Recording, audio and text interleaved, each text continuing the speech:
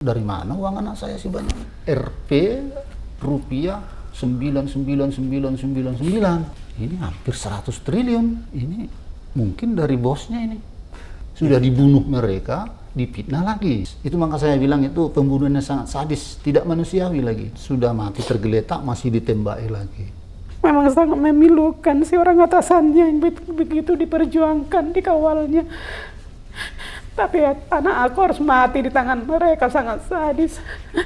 Tidak memberikan kesempatan, mereka tidak manusiawi.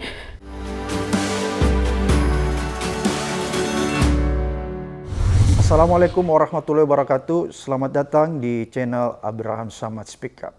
Sobat AS, hari ini saya akan berbincang dengan Pak Samuel Huta Barat dan Ibu Rosti Simanjuntak, orang tua dari mendiang almarhum Yosua. Kita ingin berbincang lebih jauh mengenai kasus meninggalnya anak beliau. Bagaimana kabar Pak Samuel? Sehat. Ibu Rosti sehat? Sehat, baik. Pak Samuel, ini kan kalau kita melihat penjelasan si Putri Chandrawati di persidangan yang menyatakan bahwa dia dilecehkan, ya, dia diperkosa. Bagaimana perasaan Pak Samuel mendengar keterangan yang sebenarnya kita tahu bahwa keterangan itu nggak benar? Apakah ini menjadi pukulan berat bagi keluarga Pak Samuel dan Ibu Rosti? Memang keterangan si PC dan si Ferdi Sambo itu sangat menyakitkan keluarga, terutama kami ayah dan ibunya. Sedangkan pertama skenario mereka itu di Duren 346 itu sudah dengan jelas bahwa sudah di SP3 oleh Mabes Polri. Nah, pindah lagi ke Magelang dengan konsep yang sama. Malah di Duren 3 waktu itu beritanya pelecehan. Sedangkan di Magelang pemerkosaan. Dibanting lagi katanya. Berbagai macam cara orang itu memfitnah orang yang sudah mati. Ini sangat keji. Sudah mati, sudah dibunuh mereka, difitnah lagi. Dan dibunuh secara sadis, ya Pak? Dibunuh secara sadis, difitnah lagi. Ah, ini sudah tidak manusiawi menurut saya itu, tidak manusiawi. Pak Samuel, tadi kalau tidak salah dengar Bapak bilang ini kan perbuatan yang sangat keji, ya, sangat sadis. Kenapa sampai Pak Samuel bisa menyimpulkan bahwa pembunuhan yang terjadi terhadap almarhum Joshua itu sangat sadis? Apa yang Bapak lihat pada saat itu sehingga Bapak bisa menyimpulkan bahwa ini telah terjadi pembunuhan yang sangat sadis ketika melihat jenazah almarhum Joshua? Ketika kami melihat jenazah almarhum Joshua, khususnya waktu itu baru sampai di Sungai Bahar Jambi, memang sangat alot. Adu argumen waktu itu baru diperbolehkan dibuka peti jenazah, yaitu Kombes Leonardo Simatupang.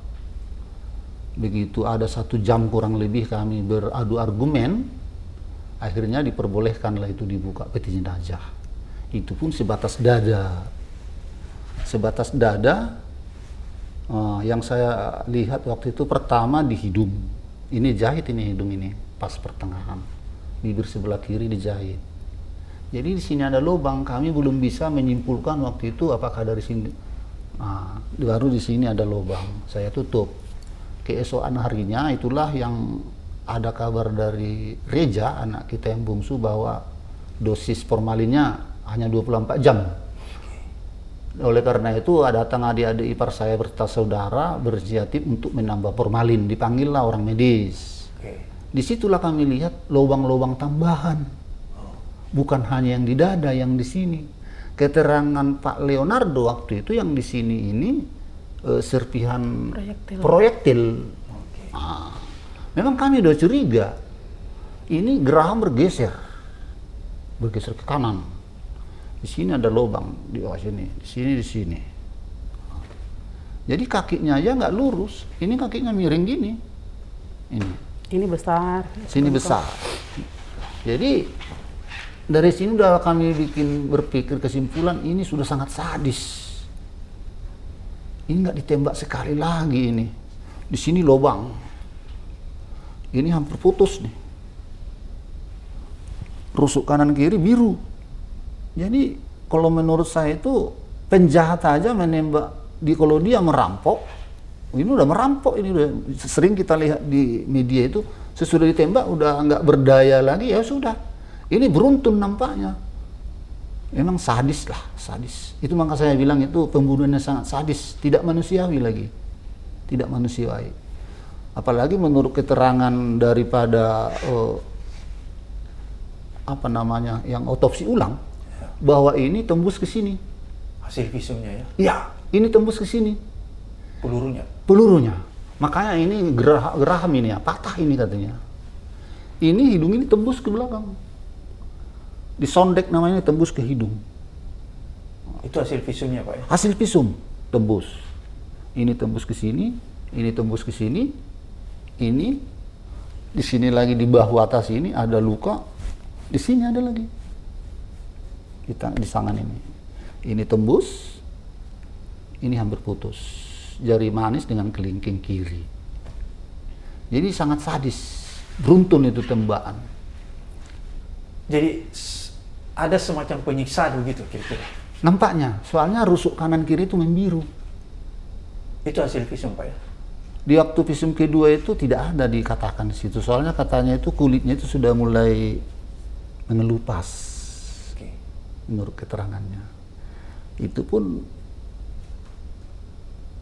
kami apa namanya? Yang di sini menyatakan tidak apa-apa katanya.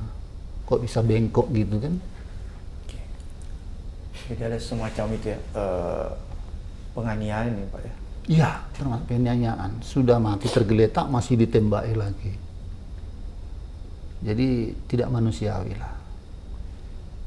Jadi apa yang kira-kira Pak Samuel rasakan ya pada saat ketika melihat jenazah itu yang penuh dengan luka-luka tadi yang Pak Samuel katakan, itu sepertinya lebih dari beberapa kali tembakan ya?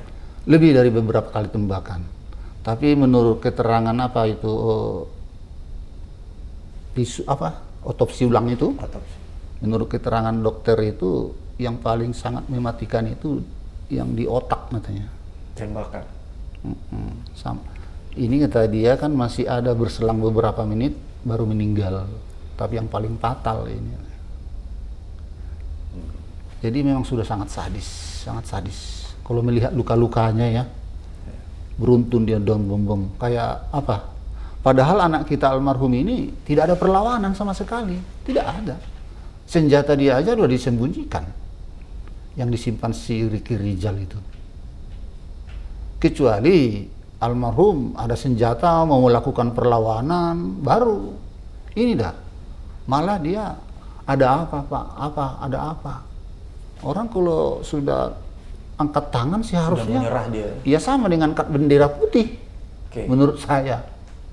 Sedangkan di perang antar negara kalau sudah tarik bendera putih tidak ditembak lagi lah.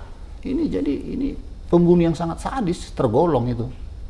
Tapi itu kami tahankan dalam hati lah, kami bawakan dalam doa biar Tuhan menjamah hati mereka. Soalnya mereka itu pun punya anak perempuan, punya anak laki-laki. Memang argumen orang itu diperkosa di Magelang, dibanting dengan bukti kata mereka saksi-saksi apa namanya itu ahliah. Tapi tidak tahu mereka bahwa ada satu bukti yang paling otentik yaitu visum tidak ada. Kalau tidak ada visum kan siapa yang saksi pun tidak ada. Berarti hanya skenario mereka, fitnah mereka saja. Tapi itu pun Pak Hakim sudah bisa menilainya nanti. Kita serahkan aja semua sama Tuhan dan sama Pak Hakim. Pak Samuel, tadi kan Bapak katakan bahwa almarhum ini kan anak yang baik ya, anak yang berbakti kepada kedua orang tua, selalu melakukan kontak walaupun di mana saja bertugas. Bisa nggak Pak Samuel memberikan kita sedikit gambaran ketika almarhum Yosua ini masih muda, SMA dan lain sebagainya? Apa itu memang terlihat bahwa anak ini anak yang seperti yang tadi Pak Samuel bilang, berbakti, santun kepada orang? Memang waktu masih SMP, mulai dari SMP kelas 3, anak kita almarhum ini sudah cara kami berdua mendidik dia, kami tidak membuat dia untuk luang waktu. biar jangan terpengaruh dengan lingkungan. Soalnya anak-anak sekarang ini kan sangat kuat pengaruh dengan lingkungan. Jadi waktu luang itu tidak kami bikin untuk dia. Dengan cara dia mulai kelas 3 SMP, kelas 1 SMP, ada di sana itu perguruan pencak silat, apa namanya? Pagar Nusa. Pagar Nusa. Oke. Sudah kami suruh dia ikut silat Pagar Nusa. Jadi waktu dia untuk lowong main tidak ada. Sampai dia SMA, sesudah dia SMA dia tekun ikut organisasi orang itu di sekolah main band. Ada grup band orang itu. Oh, jadi almarhum Yosua ini bisa nyanyi ya Pak Samuel? Main drum. Bakat seni Nyanyi dan drum. Nah, jadi setiap di SMA mulai kelas 1 sampai kelas 3 itu kami bikin kegiatan di luar sekolah. Jadi dia nggak bisa terpengaruh dengan lingkungan lagi. Nah, jadi kalau sudah selesai dia kelas 2, kelas 3 semuanya ini kami stop. Oh, oke. Termasuk pencak silat tadi, biar fokus ke belajar mau ujian akhir. Oke. Disitulah, memang dari situlah kami dasar untuk mendidik dia jadi penurut. Oke. Bagaimana tanggapan Pak Samuel melihat keterangan Eliezer di pengadilan? Apakah Pak Samuel sudah puas dengan keterangan Eliezer itu? Atau ada hal yang menurut Pak Samuel masih kurang pas gitu? Waktu kami di persidangan pertama kali jadi saksi buat terdakwa, terutama saksi terdakwa Eliezer waktu itu. Dia memang sudah datang ke hadapan kami berdua, bersujud minta maaf ya, sampai dia menangis.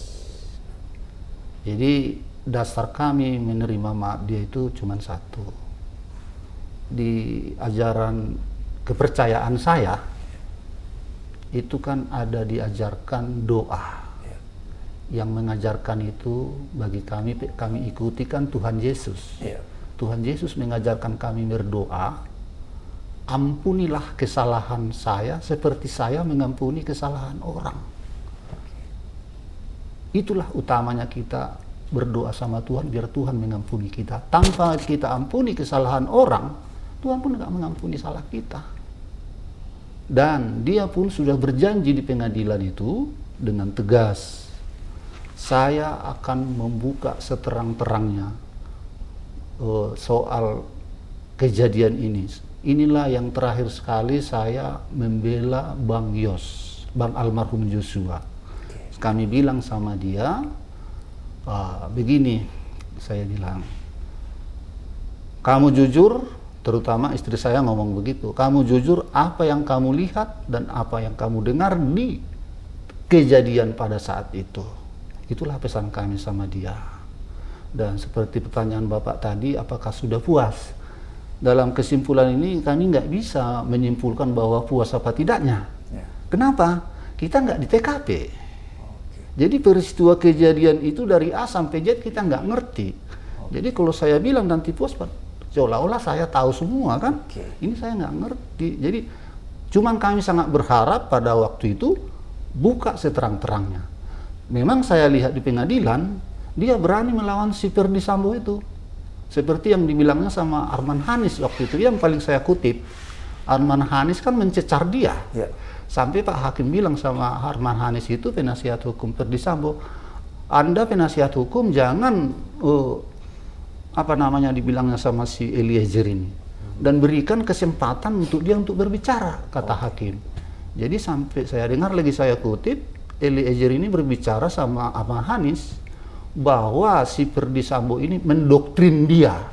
Tidak dibilangnya lagi Pak Ferdi Sambo, FS katanya. Wah, ini bagus sekali ini si Eliezer, dengan tegas dia tidak ada rasa takut lagi. Itu yang saya kutip, semenjak dia berjanji untuk membuka terang benderang.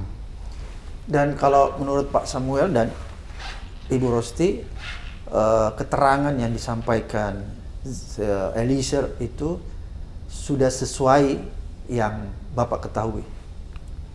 Sepanjang yang kami ketahui dari keterangan saksi, memang keterangan dia itu selalu semua yang terdakwa membantah, itu hak mereka. Terutama si Ferdi Sambo dan Putri. Namanya pun sudah terdakwa ya. istilahnya itu Sekali bohong. tidak ada maling mengaku maling. Iya. Sekalipun ditengok orang banyak dicincangnya itu manusia, pasti dia yang tidak mengaku bahwa dia menyincang itu. Itulah sifat seorang terdakwa. Jadi sepengetahuan saya lihat memang cuman itu saya kutip. Si Eliezer ini sudah begitu berusaha semaksimal mungkin dia untuk mengungkap apa yang dia ketahui. Tapi dalam hal ini kita kan tidak mengerti seperti saya bilang tadi, bagaimana sebenarnya di TKP itu. Penjelasan si Eliezer, Pak Ferdi Sambo itu kan ikut menembak dan memerintahkan dia pun untuk menembak. Iya. Si FS kan membantah. Iya.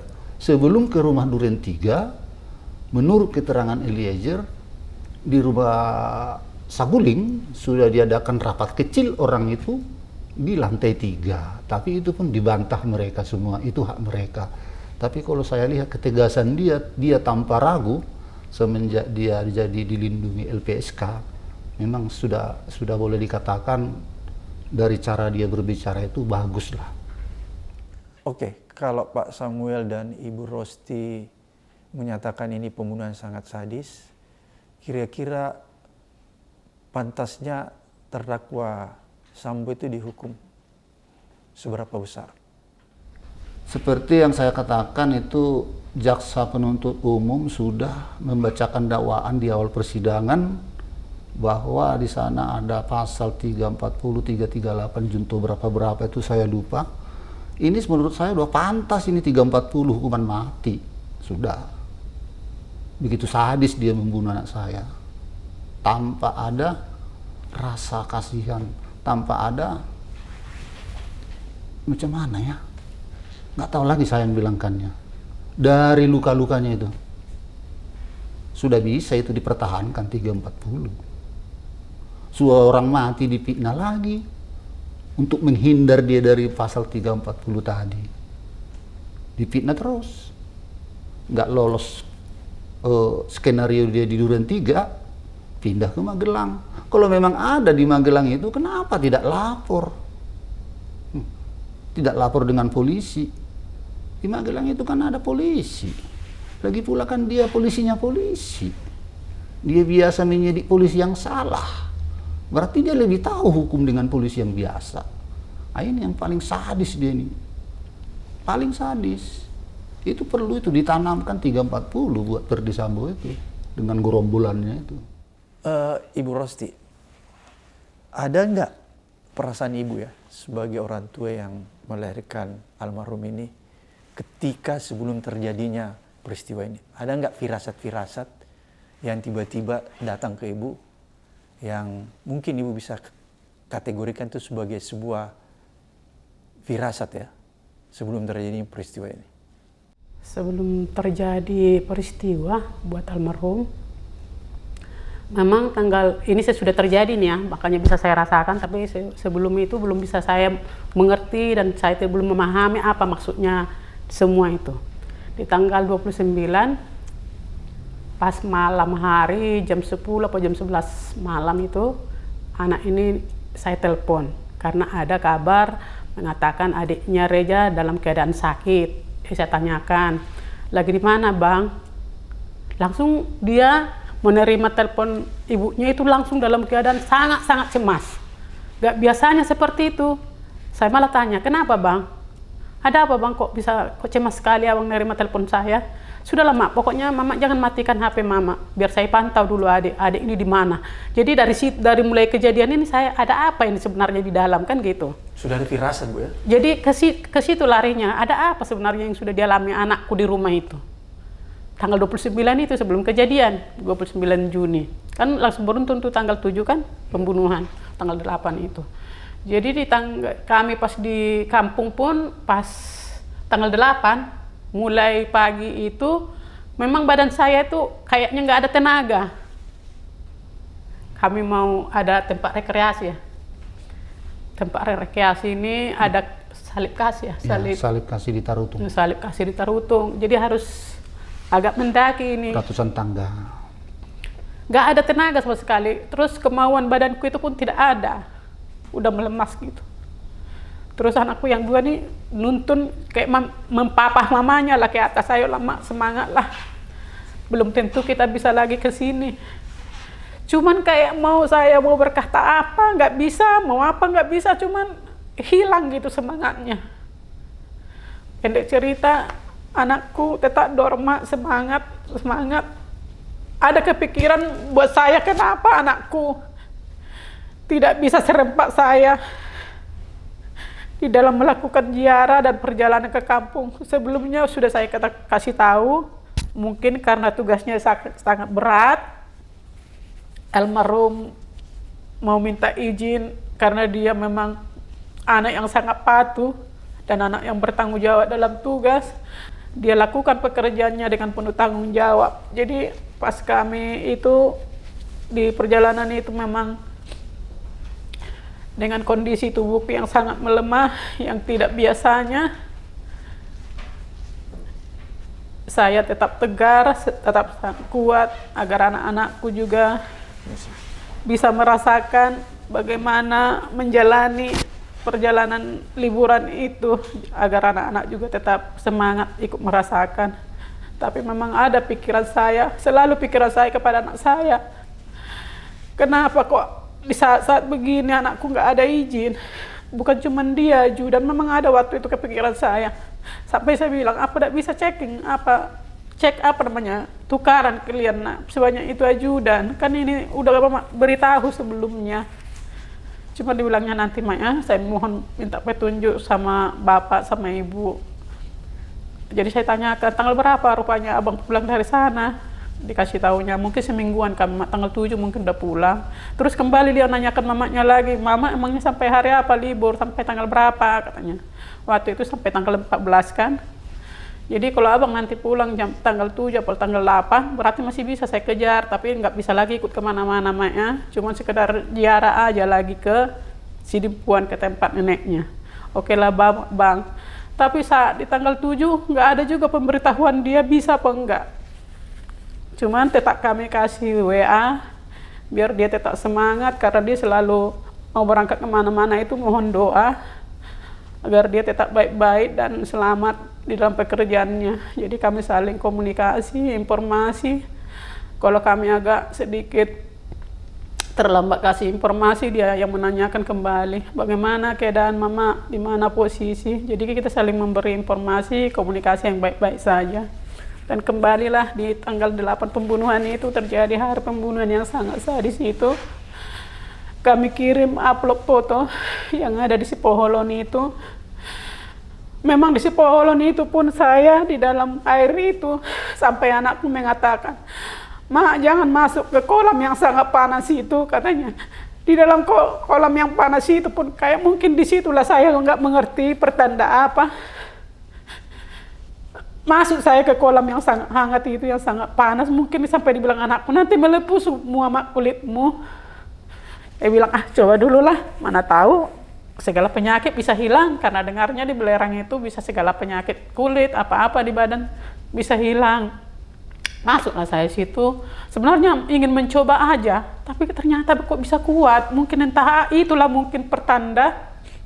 Jadi selesai dari situ datang bapaknya, kan ada kebetulan kamar mandi di dalam di pinggiran kolam itu, nggak usah di hotel aja lah mandinya, ke bareng-bareng biar kita sambil siap-siap mau ziarah ke makam neneknya. Cuman di saat mandi memang saya, entah itu pertanda yang sangat betul-betul mau ditunjukkan Tuhan, nggak ngerti. Pas gosok gigi ini masih baru gosok gigi ini. Kok bisa kayak darah semua di gosok gigi ini? Kok bisa seperti darah? Sampai cerita aku ke anakku, loh, ngapa nak sikat gigiku ini kok kayak berdarah semua, aku bilang. Terus saya cuman kepikiran nanti makin takut anakku nih, mana tahu ada apa-apa gitu. Jadi sengaja saya bikin ke air belerang yang panas itu, menghilangkan darahnya ini nggak juga mau hilang.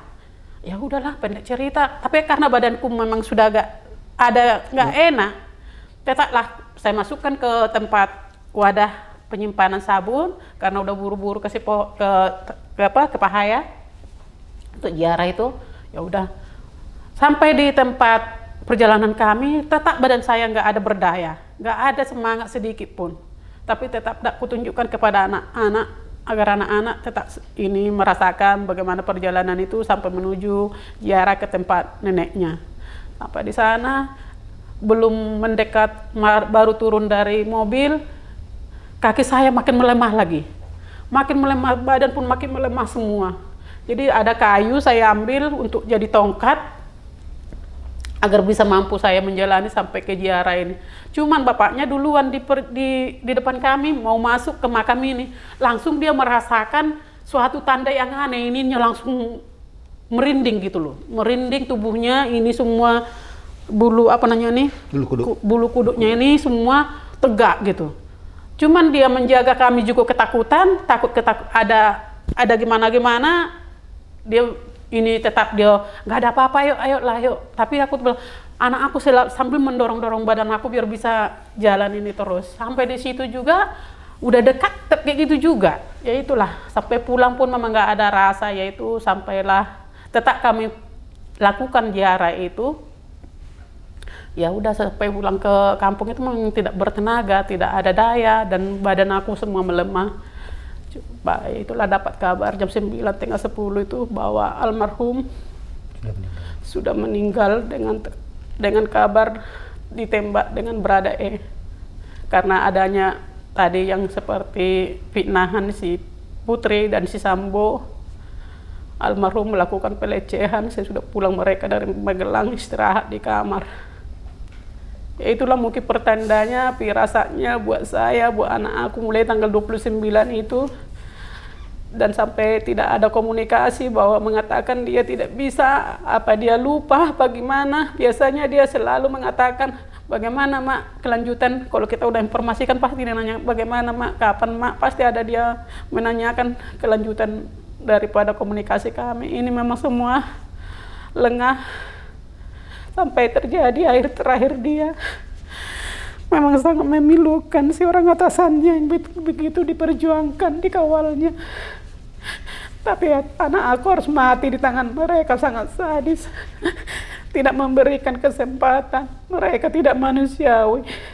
Memang sangat-sangat. Semoga nanti anak keturunannya beroleh pengampunan buat mereka. Biarlah bapak dan mamanya yang menjalani semua hukuman dari Tuhan. Dunia dan akhirat nanti akan mereka dapatkan.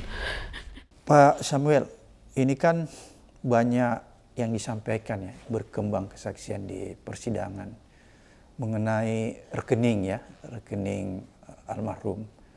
Baru-baru ini kalau nggak salah Pak Samuel sudah dapatkan rekening korannya ya. Itu apa yang terlihat di situ sebenarnya? Di bulan 9 ya, di bulan 9 memang di bulan 8 pertama sekali kami sudah mendapat dari PPATK surat pemblokiran. Jadi berselang seminggu datang lagi perpanjangan pemblokiran. Oke. Jadi di surat pemblokiran ini memang sudah tertera Rp rupiah 99999. Loh, ini hampir 100 triliun. Pada waktu itu saya berpikir, Oke. dari mana uang anak saya ini? Jadi kami urus dulu surat ahli waris ya. Kematian. Nah, saya urus dulu ahli waris. Pertama sekali sesudah dia meninggal, kami urus dulu surat kematian dari Capil. Iya. Kami urus dulu, sudah keluar itu baru saya urus surat ahli waris. Sudah kami urus ahli waris, surat pemblokiran saat tadi kami pergi ke Kota Jambi, cabang BNI cabang.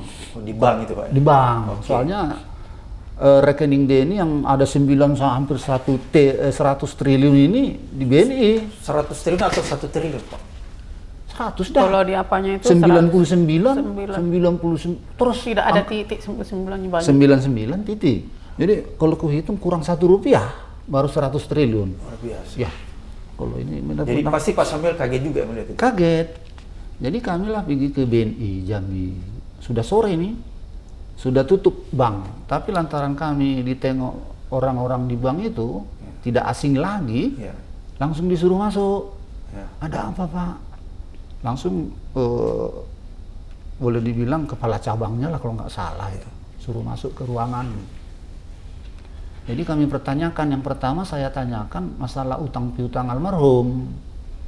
Nah, yang kedua saya tanyakan itu bagaimana cara pengurusan ini? Apakah masih ada uangnya di dalam atau bagaimana? Jawab orang bank sana begini, Pak, ini kan sudah ada 2 surat pemblokiran dari PPATK. Ini masih wewenang lingkup PPATK. Jadi kami nggak berani. Lagi pula ini kan rekening dia ini di BNI Cibinong. Jadi boleh saja kami memfasilitasi di sini selaku cabang, katanya. Tapi bisa pun nanti di apa ini diurus sesudah ada keputusan pengadilan, apa sesudah habis jangka pemblokiran. Jadi saya bertanya, Pak, saya ini tidak mengerti soal perbankan ini. Saya lihat ini di surat pemblokiran ini ada rupiahnya hampir 100 triliun, angka 9 semua. Saya bilang, datang orang itu dibilangnya, ini kode batas pemblokiran PPATK katanya. Tapi kok ada rupiahnya? Kok ada rupiahnya? Seharusnya harus angka 9, sudahlah, aku bilang. Nggak ada rupiah. Ini kode katanya. Oh, ya sudahlah, Pak. Makanya selama berapa bulan kami diam saja. Nggak pernah saya ungkap-ungkap dengan siapapun itu. Ya sudahlah. Jadi datang orang-orang pun ditanyakan, cemana rekening? Ya nantilah sesudah ada keputusan hakim baru kita bergerak mengurus soal rekening-rekeningan gitu. Sekarang fokus kita ke perkara ini dulu. Pas di bulan 11 kemarin kalau nggak salah ya akhir, sibuklah ini masalah rekening-rekening. Ku nampakkan ini surat ini. Makanya kami nggak pernah mencampuri istilah karena sudah dikasih tahu orang bank bahwa ini kode pemblokiran. Jadi dalam nomor rekening almarhum di minggu yang lalu, kami sudah pergi ke BNI Jambi, meminta rekening koran. Rekening koran ini biar kami tahu pastinya apakah benar seperti di berita itu, seperti di persidangan itu, bahwa mereka mentransfer, memindahkan uang dari rekening almarhum ke rekening RR ataupun Ricky Rijal. Sebanyak 200 juta. 200 juta ini 2 kali transfer berselang beberapa saat itu. Memang nyata ada. Pertama transfer 100 juta pemindahan ke rekening si Ricky Rijal, baru di tahap kedua 100 juta lagi. Memang nyata ada di transfer. Menurut pengakuan si Ferdi Sambo kan itu uang saya. Uangnya Ferdi Sambo? Katanya di persidangan. Nah, jadi kalau kami gini cerita, sekalipun itu uang dia apa boleh begitu? Contoh Pak, saya isi di rekening Bapak uang. Sepengetahuan kita sama-sama mau. Nyatanya Bapak pulang ke Makassar. Saya ambil uang dari situ. Apa boleh menurut undang-undang perbankan? Kan tidak boleh. Harus permisi sama ahli waris kan? Ini uang saya. Wih, enteng kali beliau ini ngomong, ku bilang. Enteng dia ngomongnya. Masih merasa dia lagi yang punya kuasa di Kadif Propam nampaknya gayanya kan. Uang saya gitu. Taruhlah itu uang dia. Itu kan sudah suatu perampasan. Tapi kita serahkan aja lah sama pengadilan nanti, sama PPATK. Jadi konkretnya Pak Samuel tadi yang Pak Samuel perkirakan yang tertera di rekening koran yang jumlahnya yang menurut Pak Samuel itu triliunan, kalau menurut penjelasan bank itu bukan jumlah uang, tapi kode. Kode pemblokiran. Tapi yang anehnya kode itu tertera rupiah. Rupiah. Ada rupiahnya. Jadi yang perlu membahas ini orang yang tahu soal perbankan lah. Jadi menurut Pak Samuel ini ada keanehan ya? Ya saya selaku nggak mengerti soal perbankan kok ada RP-nya gitu. Di surat pemblokiran ini sampai 2 kali ya. Surat resmi yang sudah. Surat resmi dari PPATK itu dikirim melalui keluarga. JNE itu sama kami ke Jambi. Jadi ketika Pak Samuel lihat angka yang begitu besar tadi tertera, apa yang ada di benak Pak Samuel? Kaget juga melihat? Ya kita kaget selaku orang tua. Dari mana uang anak saya sih banyak ini? Wah ini mungkin dari bosnya ini. Ya sudahlah, kita urus dulu ini surat apa? Surat ahli waris. Kalau tanpa ada surat ahli waris kita nggak bisa bicara dong, gue bilang. Memang kita ayah dan ibunya, tapi kalau tanpa ada goret-goretan nggak bisa ngomong kita di bank sana nanti. Kebetulan surat kematian sudah keluar. Itulah tadi saya bilang itu kami pertanyakan ke BNI Jambi. Pak Samuel, ini kan kalau saya lihat ya, Pak Samuel begitu tenang, ya, begitu luar biasa menghadapi kasus ini. Mungkin saya tidak membayangkan kalau orang lain mungkin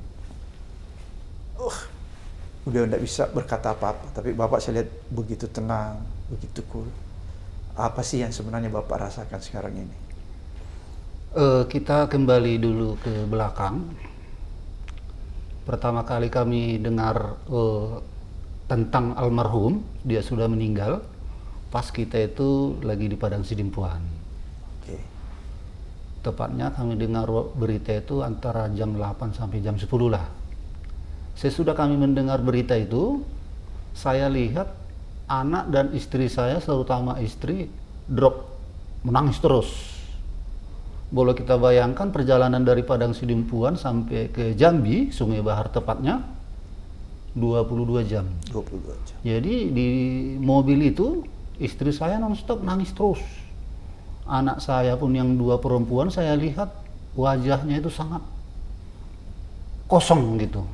Membayangkan abangnya sama adiknya itu telah meninggal dengan kabar yang tak terduga. Memang saya pun waktu itu tidak bisa tidur. Jadi saya berpikir secara sadar begini. Saya lihat anak saya yang perempuan 2 orang ini, kalau saya nanti ikut terbuai drop begini, dalam nangis terus, gimana nanti anak ini? Jadi dalam hal ini memang saya selama ini bukannya tidak begitu terpukul, tapi saya tahan. Saya tahan demi menjaga anak dan istri biar jangan tambah drop nanti dalam duka ini. Apalagi sesudah sampai di kota Jambi, di Sungai Bahar Jambi, saya lihat anak yang 2, nomor 1 dan nomor 3 yang di bawah almarhum sudah sangat lesu. Apalagi istri saya. Saya paksakanlah diri, saya berdoa terus. Ya Tuhan, kuatkan saya.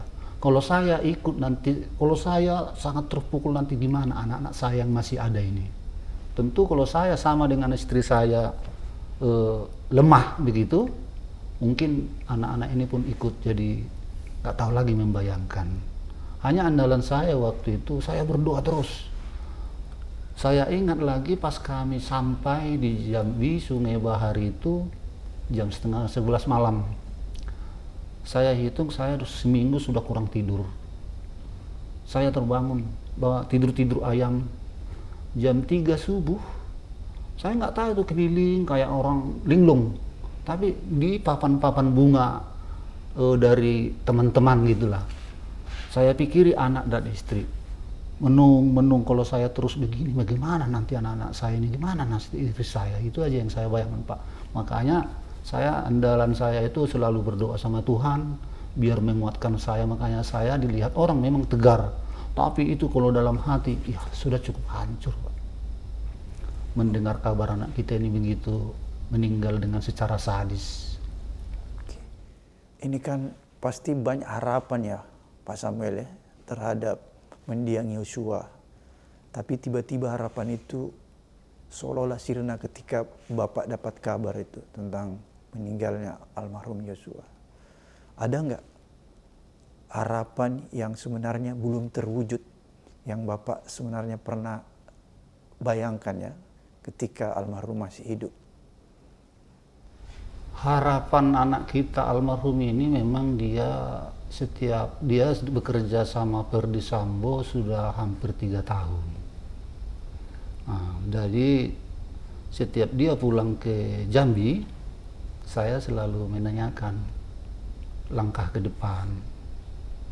Memang dia sesudah masuk polisi, kami anjurkan dia kuliah terus. Oke. Jadi almarhum bilang, saya kuliah di mana nanti, di mana Pak? Saya kan dinas, kadang ke Papua, dia BKO ke Papua, gimana nanti kuliah? Kami ambillah alternatif, dia kuliah di UT. Oke. Kuliah di UT, saya lupa itu tahun berapa dia masuk. Jadi saya sarankan, kalau kamu nanti sudah wisuda, Ya sudahlah, kita coba kamu itu masuk perwira. Memang angan-angan dia itu sesudah di wisuda baru masuk perwira. Itulah angan-angan yang belum tercapai. Satu contoh di bulan 8 kemarin, waktu dia di wisuda di UT, memang kebetulan itu IP dia lumayan. Jadi saya diundang ke UT Jakarta ini untuk menggantikan almarhum, menerima ijazah dia. IP-nya kalau nggak salah itu 3,38. 3,38. Berarti almarhum ini pintar ya Pak ya? Kalau menurut saya 3, lebih itu termasuk orang anak yang pintar. Anak kita ini memang almarhum, dia pembawaannya selalu kalem, tidak mau menyusahkan orang tua. Dari kecil itu ya? Begitu? Dari kecil. Dia tuh umpamanya ada pun sesuatu beban di dia, dia diam.